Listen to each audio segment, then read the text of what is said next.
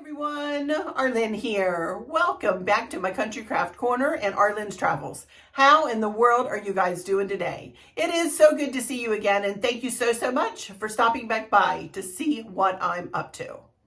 And what I'm up to today is I'm going to be telling you about my very favorite Princess Alaska cruise itinerary. I have been asked to do a video such as this for years, honestly, and I've just never taken out the time to do it. So I thought since I started kind of a new series on my travels channel that I would go ahead and do this much asked for video. I'm hoping I can keep this to, no longer than a 30-minute video, you guys. I know that it's not fun sometimes to sit down and watch an hour worth of me yammering along, but I want to tell you about my favorite itinerary and what sold me on Princess and what sold me on Princess Alaska cruises, you guys. I'll tell you a quick story and then we'll move on into whatever information. Years and years ago, Chris had said to me, back in 2007, that's when we did our first cruise, and our first cruise was to Alaska. But Chris had to talk me into taking it, you guys. He had to talk me into taking an Alaska cruise because I told him, I said, what are you, cuckoo crazy? Why do I want to go on a cruise that goes to a cold climate? You've lost your mind. And he said, no, but there's glaciers and there's this and there's that and there's the other. And I was like, okay, well, but I didn't know much about Alaska back then. So anyway, I said, all right, begrudgingly, I said, okay, all right, let's go on an Alaska cruise. Woohoo, I'm excited. Well, I sure changed my tune. As most of you who know me know well, I have changed my tune. Absolutely, Alaska is my happiest of happy places. And I just want to go all the time. I yearn to go. I have not been since 2019, and I am yearning to go. It's just driving me crazy that we haven't been able to get back yet. So, but the story was, we were on the plane and we were going to Alaska and we were getting ready to land in Anchorage. And the flight attendant came up and she said, hey, honey, open your blind there and take a peek out your window. Because I had talked to her about, we're going on an Alaska cruise, blah, blah, blah. And so she I make friends with everybody. I'd make friends with the wall if it would talk back to me, you guys. I'm not even kidding. I could just talk a blue streak. So anyway, I looked out the window and there, all I could see was ice fields and snow-capped mountains. And it was something I'd never seen before, you guys. I'd absolutely never seen anything like that. I am a hometown girl here from Podunk, Virginia. Well, it used to be Podunk. It's not anymore, as all places do. It has grown up here in Fredericksburg, Spotsylvania, Virginia. But I looked out that plane and I was just window and I was like, are you kidding me? How pretty is that? And it just got better from there. So that was our very first Alaska cruise. And that cruise itinerary was a southbound voyage of the Glaciers. And that is what I'm going to be talking to you about, that cruise itinerary. Now, before I get started on the Southbound Voyage of the Glaciers itinerary, let me tell you that Princess does offer more itineraries.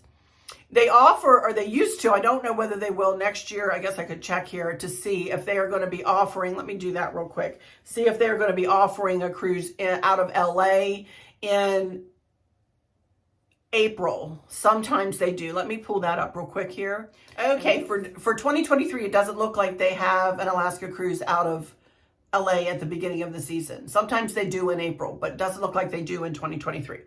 But regardless, you can always check Princess's website, princess.com. And it's a very easily maneuvered around site. I'm not going to go into all kinds of details about that sort of thing. I really want to talk to you about the Southbound Voyage of the Glaciers itinerary.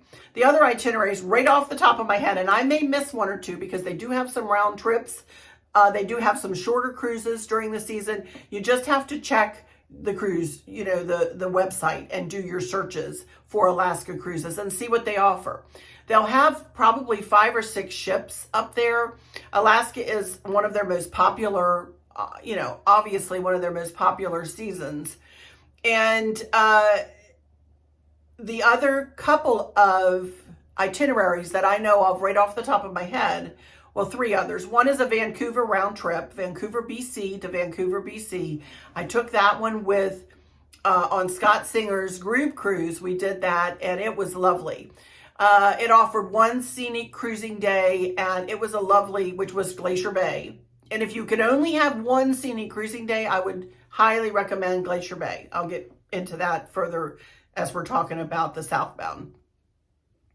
And then they have a Seattle round trip, which is a seven-day cruise out of Seattle, and you cruise from Seattle. You do three ports, usually Juneau, Skagway, Ketchikan, and you stop in Victoria for a few hours on your way back down to Seattle. So they have that one. That's a lovely cruise. I've done that.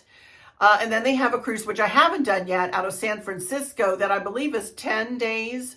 And I do believe usually has 2 scenic cruising days on it. Don't quote me on that. I've not taken the San Francisco cruise, although I would love to go under the, the Golden Gate Bridge is always, pretty to sail under. But I want to talk to you about the Southbound Voyage of the Glaciers. They have 2 one-way itineraries. One is a northbound, and it goes from Vancouver, and it ends in Anchorage or Whittier, really Whittier, which is an hour and a half away from Anchorage, at the cruise port of Whittier. And that is a lovely itinerary too. You get 2 scenic cruising opportunities on that itinerary as well. One is Glacier Bay, which is my happiest of happiest places on earth. And the other is College Fjord, which is lovely. But the Southbound is my preferred. You start the Southbound in Anchorage or Whittier, as I just explained, and I'll explain that again. And then I'm just going to go through the itinerary and tell it to you real quick. You start in Whittier. The next day you're at Hubbard Glacier. The next day you're at Glacier Bay. The next day you're at Skagway. Then the next day you're at Juneau. The next day you're in Ketchikan. Then you have 1 sea day, and then you're back in Vancouver. It is, in my opinion, for me, the very best of their itineraries. Because, for one thing, I love Hubbard Glacier. And for another is, I feel like you're in port longer with the one-way trips. And it's just, I don't know. I just get a wonderful feeling about taking this Southbound Voyage of the Glaciers cruise. So let me explain. As I said, and I am not going to go into every single solitary detail, you guys. I am not a travel agent. I am just a traveler, just like you guys, who happens to remember kind of details and who likes sharing sharing my thoughts, my feelings, my suggestions. I really hope that one day you guys will try any Alaska cruise. I really feel like Princess and Holland America, both of them really. I've not cruised in Alaska on Holland yet. In fact, I'm taking my first Holland cruise over the new year this year. So I've never done Holland yet, but I will be doing my first cruise over the new year. But I've always cruised with Princess in Alaska. I've never wanted to stray away from Princess. They've been up there 50 years, I think. It's an amazing. They really hold the corner on Alaska cruising. Not many ships are allowed in Glacier Bay. Each day, only 2 ships a day are allowed, and you have to have a contract with, I think, the national parks. Again, don't quote me, but they're very strict in the national park about the cruise ships that are allowed in there. Very, very strict. So, I really feel like Princess is given priority. Princess and Holland sometimes are given priority. About where they dock and that kind of thing. Now, that may be just my perception. I don't know that to be true for sure. But let's start out, and we're going to go talk about this itinerary. And I'm going to tell you some of my favorite excursions and so on. We usually fly out of Richmond International Airport, which is a smaller airport here in our area. We live right smack between, in between. Richmond is to the south of us, and Washington, D.C., Northern Virginia, is to the north of us. And we choose to fly out of Richmond because, 1, it's a smaller airport. 2, very rarely are any flights canceled or even delayed. We're usually one of the first flights out in the morning when we're going to Alaska. So that's why we just, for all of our cruises, whenever we have to fly, to wherever, we usually use Richmond. So I'm just so excited to go that I can't sleep the night before. So we usually are, up at 3 or 4 in the morning, heading to the airport. Suitcases I normally take, as I've told you before, and I'm not going to go into any packing necessarily for this one. Each of us usually take a 28-inch spinner, and then we take a 24-inch spinner, and then we each carry a backpack. And then I pack a weekender bag, Vera Bradley weekender bag, in my checked baggage so that I can use that on the way home. We normally always use Princess transfers. You don't have to do that, but I am not in the know in Anchorage about other tour companies. I'm sure they are there. I'm going to ask you to Google, and I'm going to ask you to do your own research. I'm not here to sell you on a specific, any specific anything. I just want to tell you about this cruise itinerary. We normally have a layover. Usually it's either in Chicago or Dallas, and depending on the time. And who knows, both of them are crazy airports, We usually get into Anchorage midday to between midday and 5 or 6 in the evening. So we don't do a lot, but we usually can go out. We usually go out for dinner. And there is a Glacier brew house that's close by. I know of that place. There are many restaurants that are close by. The Hotel Captain Cook. That's where we always stay. That's Princess's hotel that they use. And that if you get a transfer with Princess, that's where they will take you. I don't know about transfers.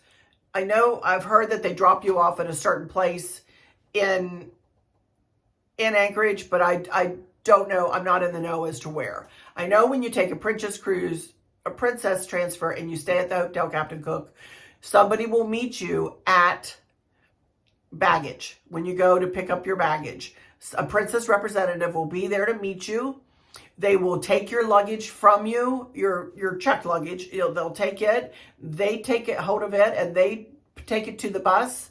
And you are let out whenever enough people arrive that can take the transport. Walked right out to a bus, and the bus takes you straight to the Captain Cook Hotel, which is absolutely mind-blowingly beautiful. It has restaurants on site, the Captain Cook does, and it has a gift shop on site. Princess has they used to have their own little room. I don't know whether they do that now or whether they have a desk set up near the front desk. But when you first get there, and you can go and you can find that wherever the Princess folks are, and they will give you a packet of information that will explain, their luggage, the transfer to the port. When you purchase a transfer with Princess, you'll get a transfer from the hotel, or from the airport to the hotel, from the hotel to the cruise port. So you walk into the hotel, you go to the Princess kiosk, wherever it is. The front desk will be able to tell you where it is. And you get a packet of information which will explain that they will probably pick your luggage up by the next morning at such and such a time. You'll need to have it ready just inside your door, usually in the hotel, just inside your door. And the porters will come in and pick them up and take them down and stage them to be put on the bus. And then you have to be in the lobby by such and such a time. They have a beautiful breakfast area. You can go eat breakfast. Not a buffet. It's a sit-down breakfast at the Captain Cook. For dinner the night before, they do have 2 restaurants or 3 restaurants there on site. Or again, as I said, you could go to the Glacier brew house, which is, I think, a 1/10 of a mile away. Not a very hard walk at all. We also usually have time to go just right down the street and then down a whole street of shopping. You can do for t-shirts and jackets and souvenirs and magnets and, any number of stuffed animals. Then if you do your research, there's also places in Anchorage where you can go to buy your Yulu knives and your moccasins, your authentic Alaskan garb. Again, I am not in the know. I've never bought any of that. I do know that we took a right one time. That really helps you, doesn't it? Take a right out of the Captain Cook, and we went down a couple of streets and saw a beautiful little shop that made these gorgeous mukluks. And it was just beautiful, beautiful, beautiful stuff. So anyway, So let's go on to the morning of the cruise. Again, you set your luggage inside your room. I think it's usually by 7:30 or 8 a.m. It's not extremely early, but I'll tell you that the cruise port, as I mentioned, I think before, from Anchorage to Whittier is an hour and a half. It's about an hour and a half drive. Once you get to Whittier, right outside of Whittier, there is a one-way tunnel that all traffic goes through one way at a time, and it switches directions every half an hour. It's called the Anton Anderson Memorial Tunnel. It is 2 miles long, I think. Boy, I'm pulling on my brain. If I'm incorrect on anything, I will, correct myself. Here, you'll probably see a bunch of writing down here because I'm probably, who knows, I'm just talking. Also, on your way, they may have time to stop and show you Portage Glacier. They may stop in at the Alaska Conservation Center if you have enough time. I don't know. Sometimes, one time we stopped there, other times we didn't. So we may, unless you go in a couple of days early and rent a car, those are a couple of things that are pretty close to Anchorage that you could go and do if you rented a car. Also, the 26 Glaciers cruise out of Whittier would be lovely. If you're there early in Anchorage, you go on into Whittier and you catch the 26 Glaciers tour. You can find it online. Very easily found. Phillips Tours, I think, gives it. I've done it. It's absolutely wonderful. You see sea otters and you see bald eagles, and didn't see any whales on that one. But you see all of the College Fjord, hanging glaciers, and tidewater glaciers. Lots of stuff to do around Anchorage if you want to rent a car. Go in earlier and rent a car. So anyway, let's get on. Let's say we have come out of our room in the morning, come down, had breakfast. They came and they picked up our luggage, and we are now staged in the lobby of the Captain Cook Hotel, waiting for our motor coach. They load you in. You are given color. You know what? I don't know. It's been a while since I went out of Anchorage, but I think it's they give you a color coded tag or whatever time, and they call your group. So your group is called. You go and you get on the bus. If you want to see the Chilkoot mountain range on your way, I would highly suggest you sit on the right-hand side of that bus. The Chilkoot mountain range is stunning, you guys. It is the most beautiful ride from Anchorage to Whittier that you are ever going to experience. Honest to goodness. You're going to be riding along the turn again arm. It will be on your right as well. They'll tell you to look for beluga whales in there. Also, they'll tell you a story about the tides. The tides are so, they can rise 21 feet in a day. And then there's some times of the year where, I can't remember the name of the tide, comes in and they surf the tide that comes in there on the turn again arm. So it is just getting to Whittier is a little excursion all in and of itself, you guys. Absolutely gorgeous. If you look up to the left, you may see mountain goats on the mountain. You'll have a sheer mountain on your left for a good part of the time. It is stunning, you guys, stunning. I suggest you sit on the right-hand side of the bus, though. I mean, if there's I saw mountain goats once, but that was it. We've done that cruise. I'm trying to think how many times we've done that itinerary. I think 5 or 6 times we've done that itinerary. So then you get to Whittier, and as I said, there's the tunnel. And, as I said, the train and the buses and everybody who goes through the tunnel has to wait until the tunnel opens out the half hour. So you pull through the tunnel, and your cruise ship is going to be on your left as you come into Whittier, and your cruise ship is whatever ship you're taking is going to be to your left. I tell you, I wouldn't give up that mountain range look to look at the cruise ship, though. You're going to see that you're going to have plenty of opportunities to take pictures of your cruise ship. I understand you're excited to see it, but honest to Pete, look at the mountain range. It is stunning, you guys. Whittier is a very, very tiny little town. There's not a lot to do in Whittier. Pretty much all of the residents live in one apartment building. That is easily seen in Whittier. It's a quirky little town with quirky people, so says some of the bus drivers that have driven us there. We've never really walked around Whittier. We've always wanted to go ahead and get on the ship and enjoy, the ship amenities.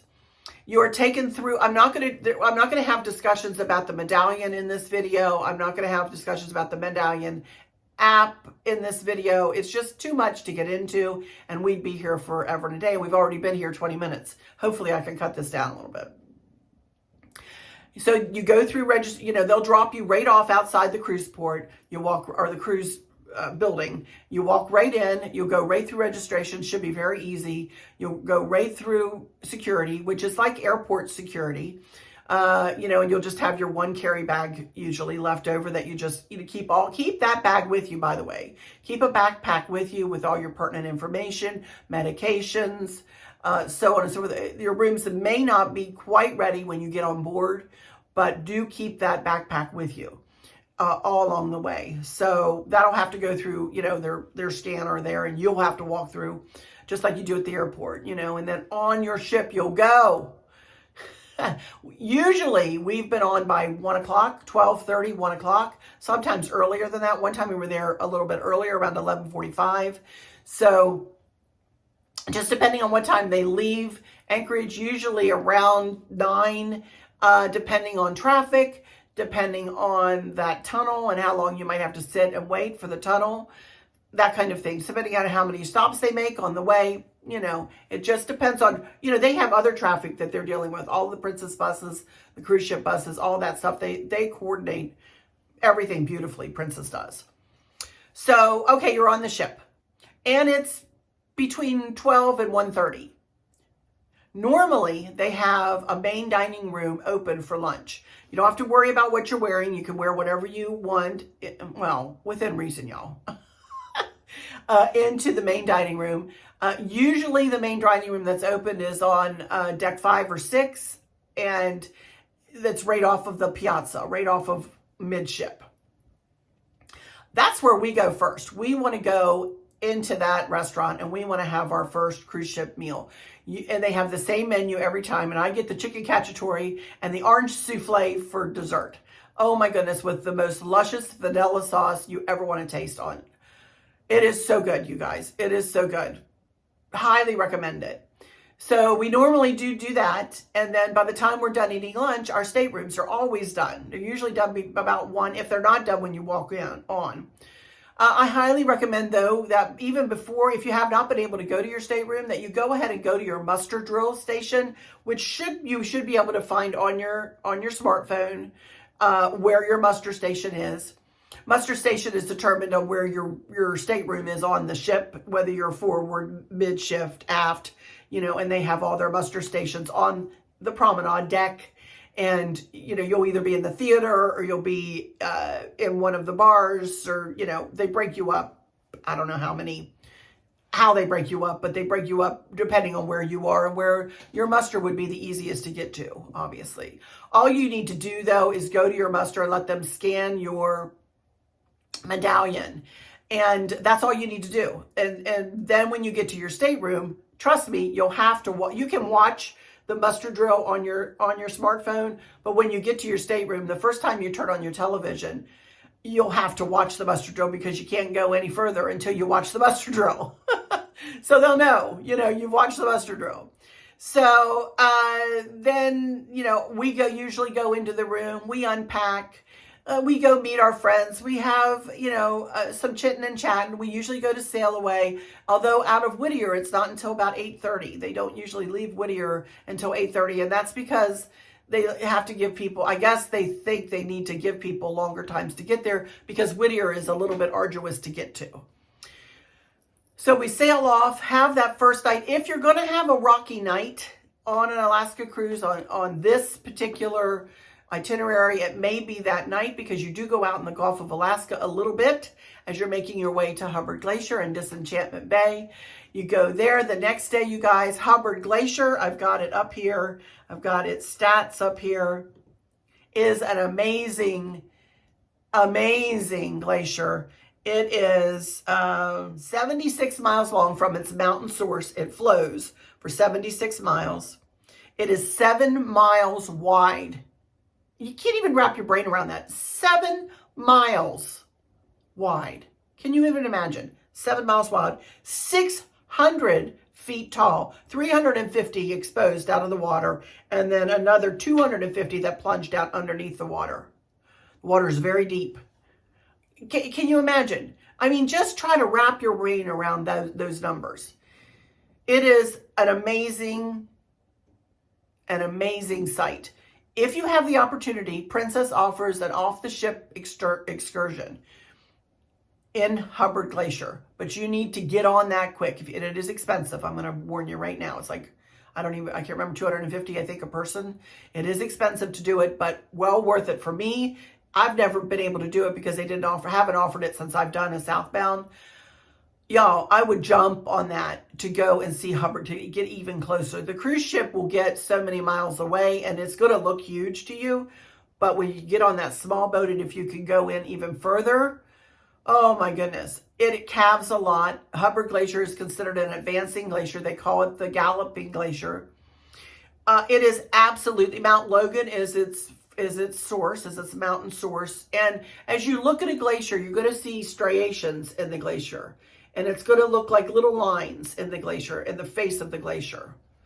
And each line is made by one winter season of compacted snow, and that's moved forward and moved forward and moved forward.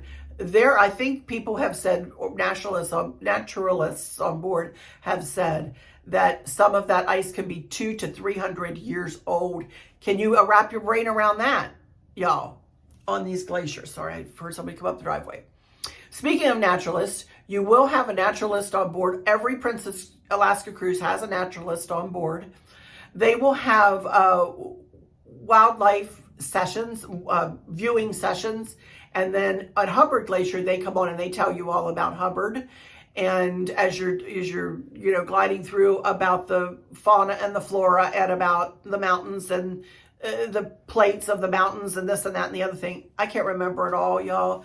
I mean, I've done so many cruises. I've got so much information in here. It's just crazy. And I know I'm talking fast. So, but do take time to go to the naturalist talks. They will offer talks during the day, one on whales, one on glaciers. And I don't know what else, depending on your naturalist. My favorite naturalist of all time is Mark Harris. We've had him several times, and I think he's on the Majestic this year. I don't know where he'll be next year. He is phenomenal. If you are lucky enough to have him on your ship, go to his talks. Go to his talks. Tell him Marlene sent you and said hi. I love him. He was on our last Hawaii cruise, but he's also been on several of our Alaska cruises. No better naturalist, I'm telling you, he's phenomenal. But anyway, you will have a naturalist. You will also have, and then let's go to the next day in the itinerary, which is Glacier Bay. You will be at the mouth of Glacier Bay very, very early in the morning at Bartlett Cove, which I know is like me speaking Greek, but it is a cove where the park rangers are, where they live and where they work, And they get on a boat and they are brought out to the cruise ship, and they climb on the cruise ship so that they can set up a table of their wares. You can get your passport, your national park passport book from them. At least you usually can. Scott Sager actually got me mine from them. They do a junior ranger program, and they are the ones that commentate during the day. When the naturalist or when the park rangers are commentating through the PA system, you'll be able to hear them on the Lido deck, on the upper decks, outside decks, on the promenade deck, and also through your stateroom TV, usually through your bridge cam, usually channel. You can turn the channels and you'll see the bridge cam channel, and that's usually the channel. It will tell you in your journey view or in your Princess Pattern what channel to turn your TV to, and you'll be able to hear them commentate and tell you about these glaciers and tell you about, oh my goodness, Glacier Bay. And as I said, Glacier Bay is so wrenching for me. It is amazing. I just can't tell you guys. I just can't tell you how beautiful it is. And then it culminates at the end at Marjorie Glacier and the Grand Pacific Glacier. The Grand Pacific Glacier is actually a very dirty glacier. It's a black glacier.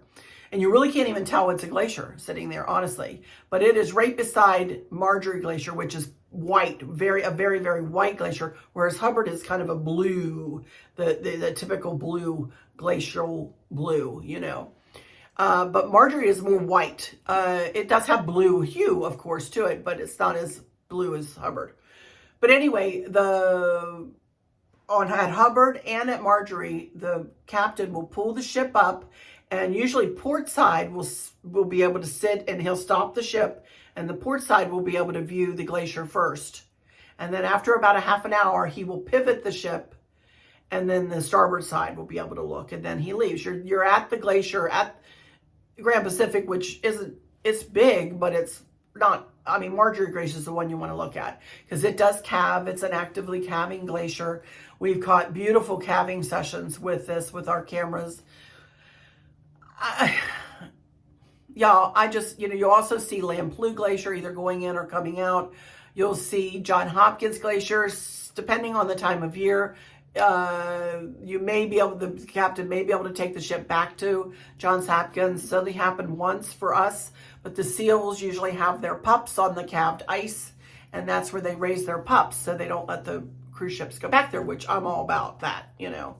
Let those seal babies start their lives out right, you know. So then when you come out of Glacier Bay, you probably will have a wildlife session that afternoon. I would say between 3 and 5, because they're right outside of Glacier Bay is where a lot of humpbacks usually hang out. I don't know whether there's some kind of flow there where there's a lot of fish, a lot of quill or whatever, but there's usually whale watching right in that area for a while, coming out of Glacier Bay. And then for the rest of the evening, you're just sailing on. It depends on when you go to Alaska. Remember, Alaska is the land of the midnight sun. June, summer solstice through July, it's light until very late at night. And then it only gets dark to about a twilight. It's very odd. It's kind of crazy to wrap your brain around that too. But anyway, so that's Glacier Bay Day, you guys. It's absolutely gorgeous. Anyway, next day is Skagway, you guys. Some of my, Skagway is hands down, my favorite Alaska cruise port. It is stunning. It sits it's nestled in around mountains or just surround you. It is just beautiful. This is the port where you can take the White Pass and Yukon Railroad route up and into Canada usually. This year, it's not open. You can't go over the border into Canada on the train. It was just going to be too arduous, and they just couldn't do it this year. You can take bus trips through Princess, I think, but definitely through Chilkoot Charters up and into the Yukon, and they take you up and they show you Emerald Lake, and you stop at Carcross, and you stop at Caribou Crossing, where you can see puppies usually. They have a petting zoo. They feed you lunch, which is chicken and coleslaw, I think, and a baked potato, and the wonderful little donuts and sweet tea. And there is, it's just a quirky little place, just quirky, beautiful place, beautiful scenery, lakes upon lakes, mountains upon mountains, waterfalls upon waterfalls. And the story of the White Pass Rail and the Chilkoot Trail it just blows my mind. These people must have been some hardy folks. There's a story that when you went up to the Canadian border, you had to show up. If you wanted to cross the border into Canada, into the Yukon, you needed to show up with a ton of goods. A ton of goods, because the winter before, people had gone across and died because they didn't have enough to sustain them, because the winters are so bad in Canada, in the Yukon. Story after story. I highly recommend Chilkoot Charters. It is such you go on a smaller 25 passenger bus, and the stories, all of the drivers tell the best stories. I've had Jenny and Mike for our drivers, both phenomenal, both wonderful. I cannot speak highly enough of Chilkoot Charters, and I will leave you a link for them in the description. You can walk very quickly into town. They also have a bus that will take you, but you can walk pretty easily into town. where you will find t-shirt shops and other things. It's not a very big town at all, you guys. So if you want to do an excursion, really, Skagway might be one of the places where an excursion, you really might want to do an excursion. I also did Crochel's Wildlife Center one year. Absolutely wonderful. You go down at the dock off the cruise ship, you get on the Haynes Fast Ferry, you go through the Lynn Canal where you can see bald eagles. I think it's a bald eagle rookery in there. Absolutely stunning. Go to Crochel's way up in the, you get on a bus, and the bus driver, Quirky Bob, was our bus driver. Took us way up into the mountains of Haynes, where we went on Crochel's, and it was absolutely beautiful. Had a wolf, and has a grizzly bear and a porcupine, and unfortunately last winter 2 of his moose, I believe, Sue the moose that would kiss you, you could kiss her, I believe was killed by a grizzly bear that wasn't his. And you know, it's Alaska, it's the wilds of Alaska. But he has a wolverine. I don't remember all the animals he has, but he tells quirky stories, funny stories. Wonderful place, especially if you have teenagers or kids who really like wildlife and want to see it a little up close and personal. Great place, great place. Crochel's Wildlife Center, I believe it is, in Haynes. And Princess offers that excursion through the cruise personalizer. That's another thing before we move on to Juneau. I highly recommend that you look through your cruise personalizer, you educate yourself on what you can find at each port, and you choose what you want to do as your excursion, and you book it as soon as it opens up, because Alaska excursions are super duper duper popular, y'all. So, and a lot of them, especially the flights, the helicopter flights and the float plane flights, they fill up the fastest. So next day we go to Juneau, and I always do whale watching. The glacier that you can see in Juneau is Mendenhall Glacier. You can also hike over to Nugget Falls, and they offer excursions through Princess. I have taken several different whale watching excursions, one through Princess, the Mendenhall Glacier, and Whale Quest. Through Princess, you can find that. And the only thing with that is they don't give you a ton of time at Mendenhall Glacier. You only get about an hour and a half at Mendenhall Glacier with that excursion. So do read your excursion information. Make sure you can do it mobility-wise. That's an easy walk. If you know, I managed it several years ago, but I managed it. Couldn't do it now. Me and my scooter could do it probably now. But then they'll usually you go to Mendenhall Glacier first, then they take you to Auk Bay, which is there in Juneau, and where all the whale watching is done there in Juneau, or most of it. Princess uses a large catamaran, which is a double-decker and has outdoor viewing space or indoor viewing space. It's very calm, very steady. You don't feel a lot of movement on that. They do have concessions. You can buy Cokes and hamburgers, I think, and chips, and I don't know, but they might have cookies there. You know, it depends on if somebody has baked something. They might sell brownies. They might give donuts away. You know, you might get a taste of some salmon on a cracker, some smoked salmon on a cracker. They usually pass that out, you know.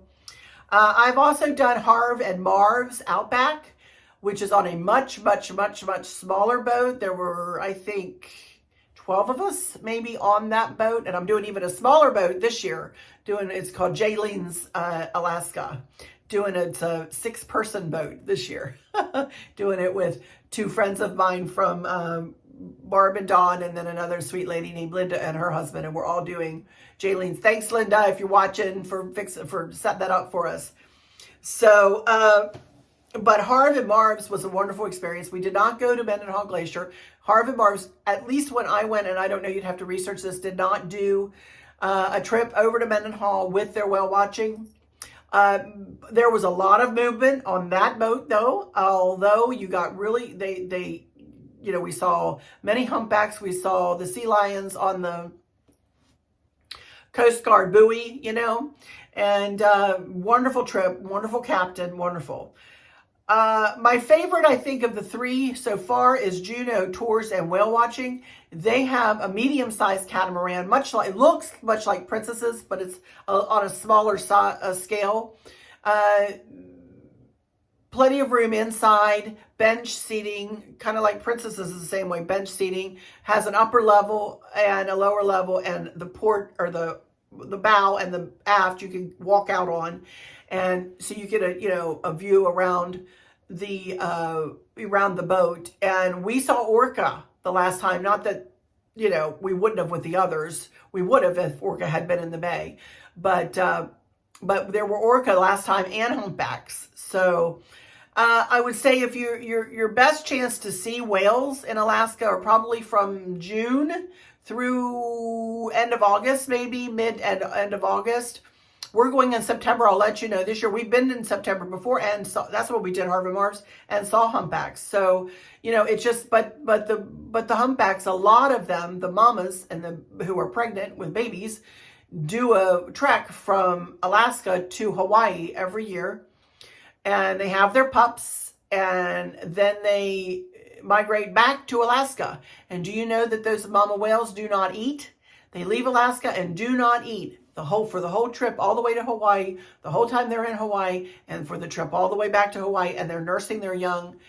Can you imagine? They don't eat anything until they get back to Alaska. Some of them go to Hawaii. Most go to Hawaii. Some go to Mexico. So both. But anyway, I'm talking fast, I know. But Juneau Tours and Whale Watch, wonderful captain, wonderful naturalist on board. All of them have naturalists on board. All of them will tell you all about humpbacks and whales and other wildlife in the area. You'll probably see sea lions and seals and maybe birds and who knows what else. Then the next day you'll be in Ketchikan. Ketchikan is a quirky little town too. Beautiful, very colorful town. And we've done the lumberjack show there. Really fun, super fun. They have Canada against the U.S. fighting, doing the competitions with the lumberjacks. They are amazing. Oh my goodness, so much fun. So we did that one year, but we've done my favorite excursion out of Ketchikan is the Bering Sea Crab Fisherman's Tour. I am a real fan of the Deadliest Catch on what is Discovery, and so I love listening to their stories. They have fishermen on there. They pull pots. They show you different crabs. They take you into Annette Cove, and they give the bald eagles who nest there some little sardine treats. And no, it doesn't pull them away from their main food, that is salmon. If salmon's running, they're going to run to the salmon. They're big, sturdy birds.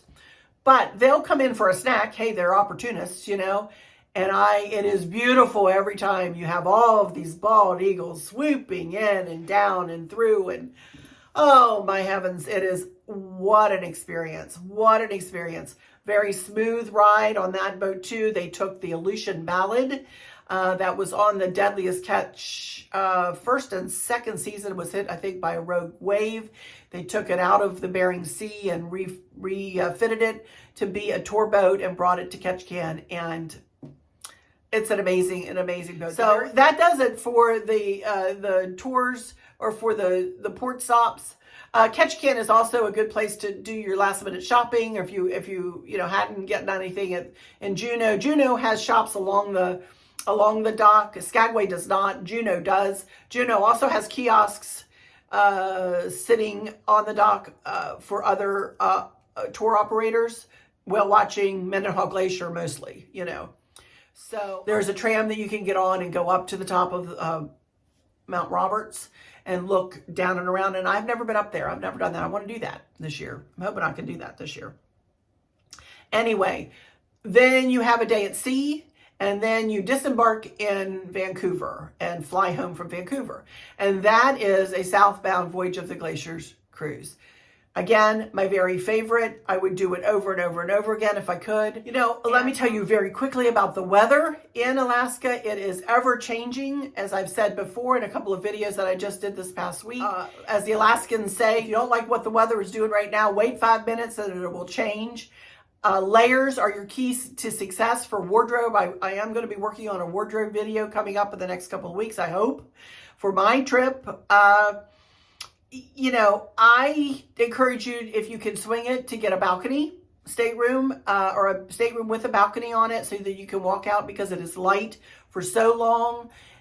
All the time, most of the time in Alaska, there's always something to see out on your balcony. We won't cruise without a balcony. You know, if you can swing it, you can do it. If not, of course, there are plenty of outside decks that you can find to walk out on and view the beauty that is Alaska. I encourage you all to try to take a trip to Alaska. You know, no, I haven't talked about COVID protocols. No, I haven't talked about testing in this one. No, I haven't talked about all the brass tacks of that part of cruising, which I don't believe will be with us forever. I believe COVID will be with us forever, but I don't believe that we'll have to test and that we'll have to, you know, quarantine and do all that stuff. I believe we're on the other side of that now. And, you know, we're going to hope and pray that that is the case.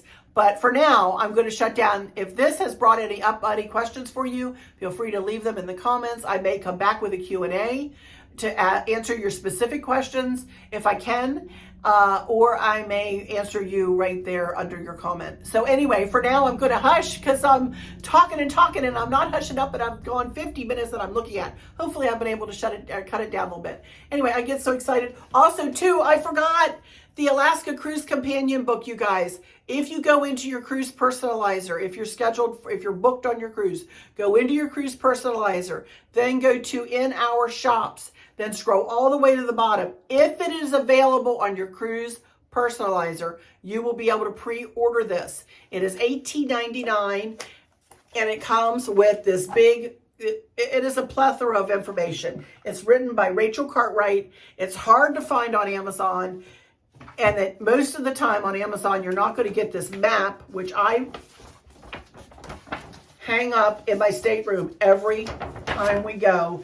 It shows you the routes. Sorry, I'm so excited. Shows you the routes that you'll take, what wildlife you'll see on those routes. It is beautiful. You can follow along as you go.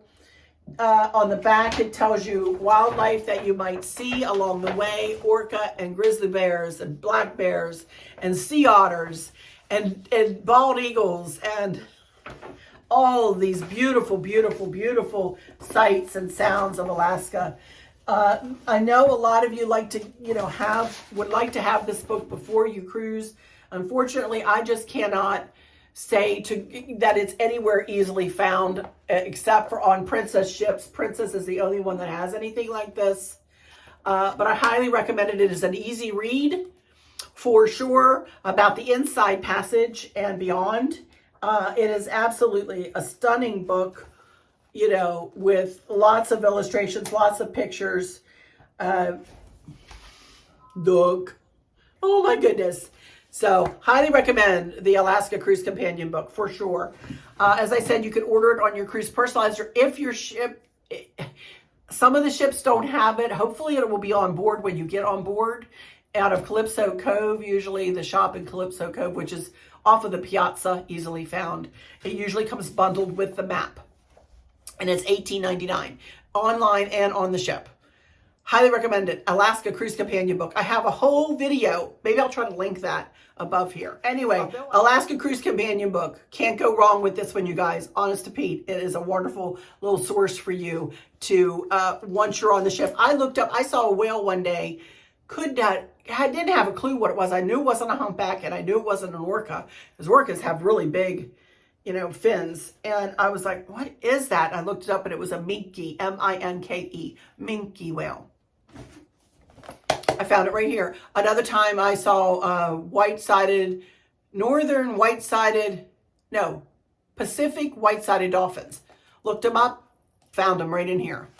So you never know what you're going to see, but you got to get outside, you guys. You got to get outside and take a look when you're there. Take binoculars. Take a camera with a big zoom lens. I could talk for all day and all night about this. I love Alaska. I love, love, love Princess cruises in Alaska. Well, I love them everywhere, but especially in Alaska. And now I'm going to go into my final words.